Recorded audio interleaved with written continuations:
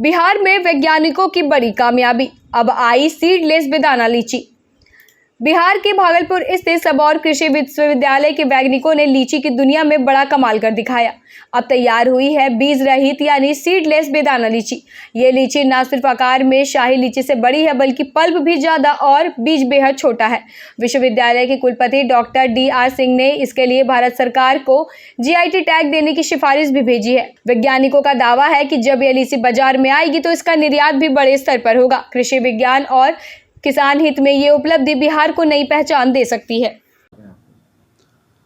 देखिए, हमारे बागान में जो आपने सीडलेस लीची की बात कही, बेदाना लीची की बात कही, इसके मातृ पौधे जो मातृवृक्ष जिसको बोलते हैं, एक कुछ संख्या कम थी, लेकिन अब हमने संख्या काफ़ी बढ़ा दी है। एक बड़ा आर्चर्ड भी बना रहे हैं क्योंकि इसका डिमांड बहुत ज़्यादा है।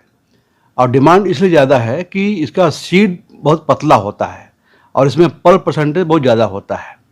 तो इसको डिमांड को देखते हुए, क्योंकि इसका जो प्रोपोगेशन होता है, जो मल्टीप्लिकेशंस होता है, ये एयर लेयरिंग से होता है। क्योंकि मातृ पौधे जो मदर प्लांट हैं, हमारे पास संख्या कम थी, तो हर साल करीब 40 से 50 पौधे ही हम तैयार कर पाते थे। अब हमारे पास जो मदर प्लांट का ब्लॉक है, करीब 50 पौधों का एक बहुत बड़ा ब्लॉक हम बना रहे हैं। ऑलरेडी हमने प्लांटिंग कर दिया है। करीब ये 3-4 साल के बाद जब ये पौधे और बड़े हो जाएंगे तो इससे और हम पौधे बढ़ा सकते हैं। तो उस समय करीब 4-5 साल के बाद हर साल हम 250 से 300 पौधे हम तैयार करने में सक्षम हो जाएंगे, क्योंकि इसकी बहुत ज़्यादा डिमांड हमारे पास जहाँ भी लीची ग्रोइंग एरिया है उसकी डिमांड दिन पर दिन आ रही है। और इस लीची को, जैसे शाही लीची है, हमारा एक लीची है, और शाही लीची को हमको GI भी मिला हुआ है। और GI की वजह से, और जो लीची का बिहार में जो आच्छादन है, जानते हैं करीब 50% पूरा देश का जो उत्पादन होता है वो बिहार में ही होता है। और उसमें वो शाही लीची एक अच्छी हमारी वैरायटी है। अब हम उससे भी अच्छी वैरायटी जो हमारी सीडलेस लीची है वो आ रही है, लेकिन हमारे पास पौधों की संख्या बहुत कम है।